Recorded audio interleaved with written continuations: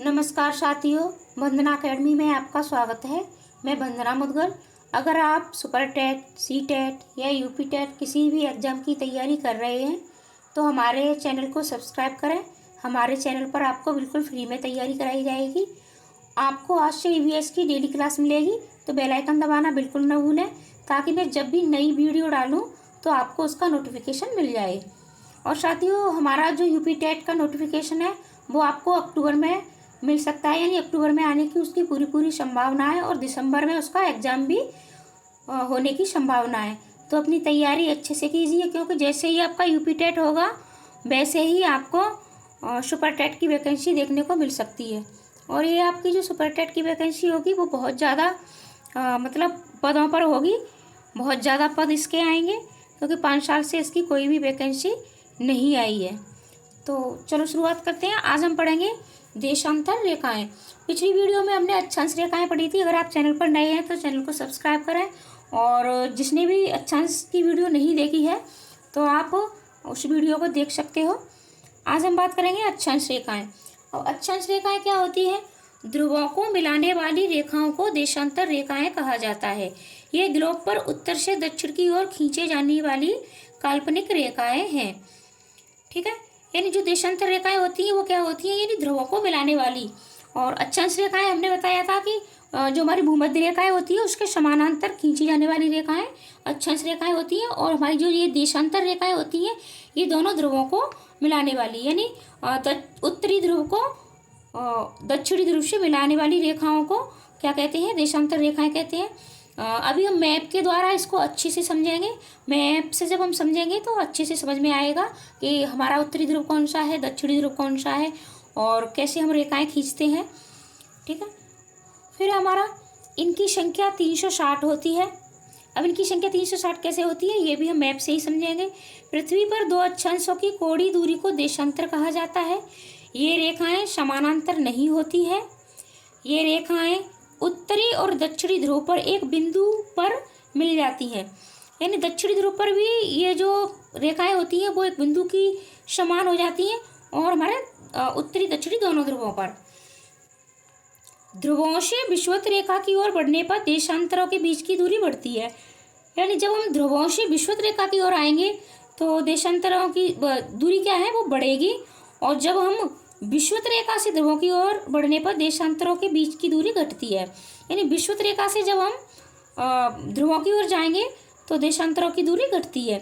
इसको भी मैप पे अच्छे से समझेंगे। ये कुछ मैंने वन लाइनर बनाए हैं, क्योंकि एग्जाम में आपके क्वेश्चन इसी तरीके से पूछे जाते हैं, इसलिए। तो ये कुछ पॉइंट हैं जिन्हें आप अपने इनसे नोट्स भी बना सकते हो और इन्हें याद भी कर सकते हो। विषुवत रेखा पर इसके बीच की दूरी अधिकतम 111.3 किलोमीटर होती है। ठीक है, ये हमारी km होती है। यानी सबसे ज़्यादा दो जो देशांतर होते हैं उनके बीच की दूरी सबसे ज़्यादा विषुवत रेखा पर ही होती है। प्रमुख देशांतर रेखा या 0 डिग्री रेखा के समय को ही ग्रीनविच समय GMT कहा जाता है। प्रमुख देशांतर 0 डिग्री रेखा ब्रिटेन की राजधानी लंदन के पास स्थित ग्रीनविच नगर से गुजरती है। यानी जो हमारा ये ग्रीनविच शहर है वहाँ से जो रेखा गुजरती है 0 डिग्री, जिसको मान लिया है हमने देशांतर, और वहाँ से गुजरती है, और यहीं से हमारी GMT यानी हमारे जो समय का निर्धारण होता है वो इसी से होता है। प्रमुख देशांतर 0 डिग्री रेखा ब्रिटेन की राजधानी लंदन के पास स्थित ग्रीनविच नगर से गुजरती है। अब देखो हमारे इससे क्वेश्चन कैसे बनते हैं। तो हमारे क्वेश्चन बनते हैं मतलब देशांतर किसे कहते हैं? तो ध्रुवों को मिलाने वाली रेखाओं को देशांतर रेखाएं कहते हैं। ठीक है, और इनकी संख्या कितनी होती है? तो इनकी संख्या 360 होती है। और पृथ्वी पर दो अक्षांशों की कोणीय दूरी को देशांतर कहा जाता है। और क्या ये समानांतर होती है? नहीं होती। और दक्षिणी और उत्तरी ध्रुव पर ये एक बिंदु पर जाके मिल जाती है। और ध्रुवों से विषुवत रेखा की ओर जब हम बढ़ते हैं, ठीक है, तो दूरी बढ़ती है, और जब विषुवत रेखा से ध्रुव की ओर हम बढ़ते हैं तो दूरी घटती है। ठीक है, इस तरीके से ये हमारे क्वेश्चन बनते हैं इसके। तो अब चलो हम इसे मैप पे समझते हैं। अब ये हमारी पृथ्वी है। ठीक है, तो ये हमारा उत्तर, ये दक्षिण, ये पश्चिम और ये पूर्व, और ये हमारी भूमध्य रेखा होती है जो पृथ्वी को बीचों बीच से काटती है। भूमिश पृथ्वी मध्यमिश बीच, यानी जो बीचों बीच से जो रेखा गुजरती है उसको हम भूमध्य रेखा कहते हैं। इसको 0 डिग्री रेखा भी कहते हैं। मैंने अक्षांश पढ़ाए थे, उसमें मैंने ये बता भी दिया है। भूमध्य रेखा, विषुवत रेखा और 0 डिग्री रेखा, सबसे बड़ी अक्षांश रेखा भी इसे कहा जाता है। ठीक है, अब हम बात कर रहे हैं देशांतरों की। तो ये हमारा उत्तर और ये दक्षिण, ये हमारा उत्तरी ध्रुव और ये हमारा दक्षिणी ध्रुव। ठीक है, तो इनको क्या करते हैं, ये देखो दोनों ध्रुवों को मिलाने वाली रेखाएं होती हैं, तो इन्हें ऐसे खींचती है एक ध्रुव से दूसरे ध्रुव पर, यानी उत्तर से दक्षिण की ओर ये खींचने वाली ये जो रेखाएं होती हैं, देखो ये समानांतर नहीं होती, यानी ये जो भी रेखाएं हैं क्या है, ये प्रत्येक जाके हमारे ये जो ध्रुव का बिंदु है ये यहाँ आके ही मिलेंगे। यानी जब भी इसे हम पृथ्वी पर खींचेंगे, ये मैपिंग तो थोड़ा ऐसे ही हो जाती है। ठीक है, लेकिन आशा करती हूँ कि आपको ये समझ में आ रही होंगी। ठीक है, जो ये हमारी देशांतर रेखाएं हैं। अब देखो इनकी दूरी कैसे मतलब होती है, तो उसको आप समझते हैं। ये हमारी भूमध्य रेखा है, विषुवत रेखा है। अभी हमने बताया था कि विषुवत रेखा पर देशांतरों की जो दूरी होती है वो सबसे ज़्यादा होती है। अभी आप देखो ये हमारे ध्रुव है, तो यहाँ ये इनकी दूरी कितनी कम है और ये यहाँ ज़्यादा है। जैसे जैसे हम ध्रुवों से विषुवत रेखा की ओर बढ़ेंगे, देखो अब हम बढ़ते हैं तो क्या है, हमारी ये दूरी भी अक्षांशों की बढ़ती जा रही है। ठीक है, और जैसे जैसे हम ये विषुवत रेखा है, अगर हम इधर से चलना शुरू करेंगे तो ये हमारी दूरी क्या है, घट रही है। ठीक है, अगर आपको अच्छे से समझ में आ रहा होगा, यानी विषुवत रेखा से हम ध्रुवों की ओर चलेंगे तो दूरी घटेगी, और ध्रुवों से विषुवत रेखा की तरफ चलेंगे तो दूरी क्या है, हमारी बढ़ेगी। अब ये हमारा पश्चिम और ये पूरब, जैसे अक्षांश भी हमारे दो भागों में बटे हुए हैं।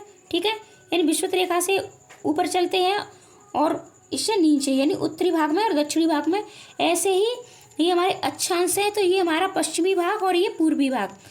तो अब हमारी इनकी संख्या कितनी होती है, ये हमारी संख्या 360 होती है। ठीक है, अगर इनको हम दो भागों में डिवाइड कर देंगे तो ये 180 है। तो अब ये 180 यानी पश्चिमी में भी हमारे 180 है और हमारे पूर्वी में भी देशांतर 180 है। ठीक है, यानी ये यहाँ से यहाँ तक 180 और ये यहाँ से यहाँ तक भी 180। अब इसका समय कैसे निकालते हैं, इस पर मैं अगली वीडियो बनाऊंगी, लेकिन अभी मैं थोड़ा फिलहाल इतना बता दूं कि पूर्व में हमारा जो समय होता है वो प्लस होता है, यानी 4 मिनट पर डिग्री जुड़ता है, और इसमें क्या होता है, माइनस होता है यानी घटता है। ठीक है, इधर हमारा बढ़ता है और इधर हमारा घटता है। हमारे भारत का जो टाइम है वो क्या है, बढ़ा हुआ है ग्रीनविच से। अब जो हमारी 0 डिग्री रेखा होती है वो क्या है, वो यहाँ जैसे अभी हमने इसे को ये 0 डिग्री रेखा मान लेते हैं और ये हमारा ग्रीनविच शहर है यहाँ 0 डिग्री। तो यहाँ से हमारा जो मानक समय है GMT है वो यहाँ से निर्धारित होती है। इस पर मैं अगली वीडियो बनाऊंगी, उसमें आपको अच्छे से समझाऊंगी। आशा करती हूँ कि आपको ये वीडियो अच्छी लगी होगी, और अगर वीडियो अच्छी लगे तो लाइक शेयर कमेंट ज़रूर करें और अपने दोस्तों को भी ये वीडियो ज़रूर शेयर करें। चैनल पर नए हैं तो सब्सक्राइब भी कर लें, और अगले टॉपिक के साथ अगली वीडियो में मिलेंगे। तब तक के लिए धन्यवाद, थैंक यू।